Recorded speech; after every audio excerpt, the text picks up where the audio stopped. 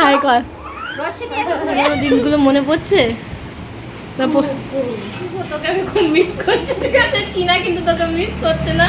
তুই যখন ব্লগটা দেখবি টিনাকে একটা ফোন করবি। এভরিওয়ান, বন্দনা ব্লগের নতুন একটা ভিডিওতে সবাইকে জানাই স্বাগত। এটা হচ্ছে হোলির পরের দিনের ভিডিও। সকাল সকাল দেখো আমার দিদিরা চলে গেল, তারপরে একটু বেলা হলো, তখন আসলো আমার বান্ধবী।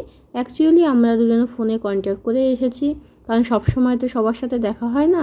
তো যখন বাপের বাড়ি আসি সবাই ফোন করে আসি, যাতে সবার সাথে সবার দেখা হয়ে যায়।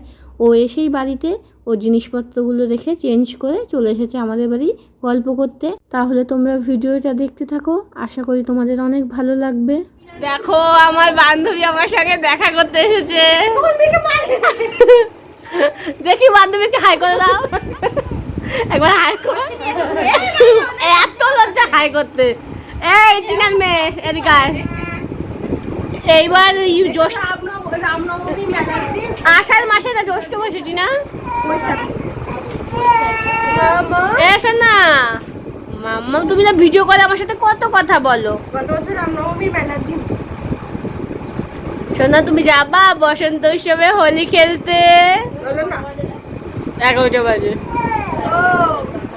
ববিতা পাতা জোড়া জোড়া আমার ও ফোন তুই ওরকম করতেছিস, ওপরের দিকে তাকিয়ে বসে আছে। এসে না, এটা টাকা টাকা। আমরা 3 বান্ধবী মিলে বসে গেছি গল্প করতে। আর গল্প করতে বসলে কিন্তু আমাদের গল্প একদমই শেষ হয় না। বিয়ের আগেও তাই হতো, কিন্তু বিয়ের আগের গল্পের টপিকগুলো ছিল একরকম, আর বিয়ের পরের টপিকগুলো হচ্ছে আর এক রকম।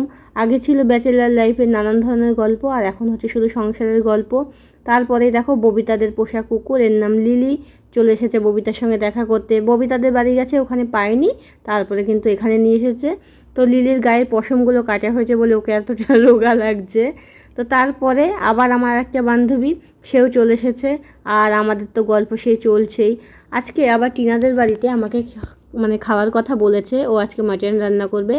বিয়ের আগে আমরা যখন সব একসাথে থাকতাম, যখন আমাদের বাড়ি হয়তো ডাল ভাত রান্না হয়েছে, ওদের বাড়িতে মাংস হয়েছে, তখন আমি ওদের বাড়িতে যে ভাত খেয়ে নিতাম।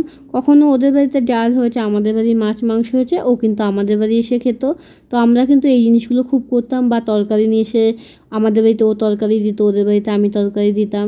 কি কখনো কখনো রাতে আমি ওদের বাড়ি ওর কাছে শুয়ে পড়তাম, ও আমাদের বাড়িতে আমার কাছে শুয়ে পড়তো। তো আমি ওদের বাড়ি আজকে নেমন্তন্ন খেতে যাইনি, সেই কারণে আমাকে তরকারি দিয়ে গেছিলো। এই যে আমরা সন্ধ্যাবেলায় রেডি হয়ে গেছি, আমরা এখন বেরো করতে যাচ্ছি, তাই তো সোনা? কেউ বলবে তোমার শরীর খারাপ?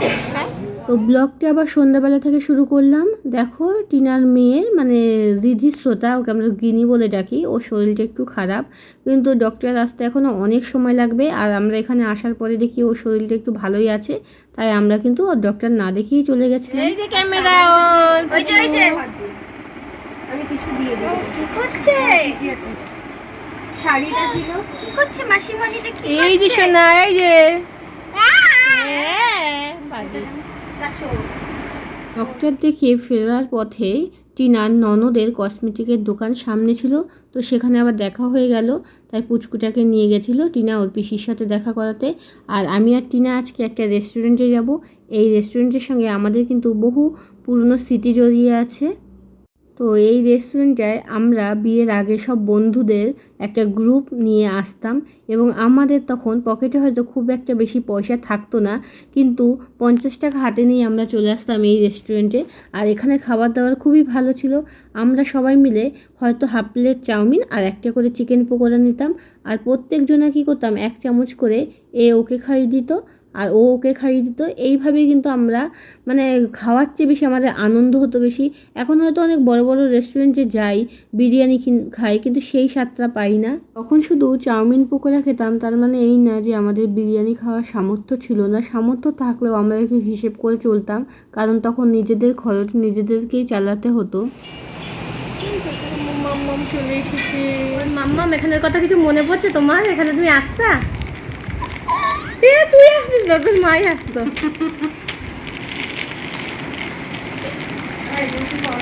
বস, এই টেবিলটাই বসতাম সবাই একসাথে, এই দুটো মিলিয়ে বসতাম। আমাদের যে মেম্বার ছিল, এখন আর সেই সব দিন হয় না। তোকে কি টেবিল, এখন আর সবার সাথে সেইভাবে কন্ট্যাক্ট নেই।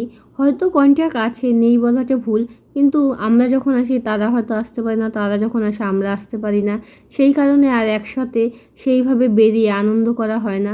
বিয়ের পর লাইফটা একটু অন্যরকমই হয়ে গেছে। পুরোনো দিনগুলো মনে পড়ছে? কাকে মিস করছিস সবচেয়ে বেশি, নাম বল। আমি বলি, তুই ক্যামেরাটা ধর আমার দিকে, আমি বলছি। আমি বন্ধু শুভ, তোকে আমি খুব মিস করছি, ঠিক আছে? টিনা কিন্তু তোকে মিস করছে না। তুই যখন ব্লগটা দেখবি টিনাকে একটা ফোন করিস, এটা তোর জন্য, ঠিক আছে?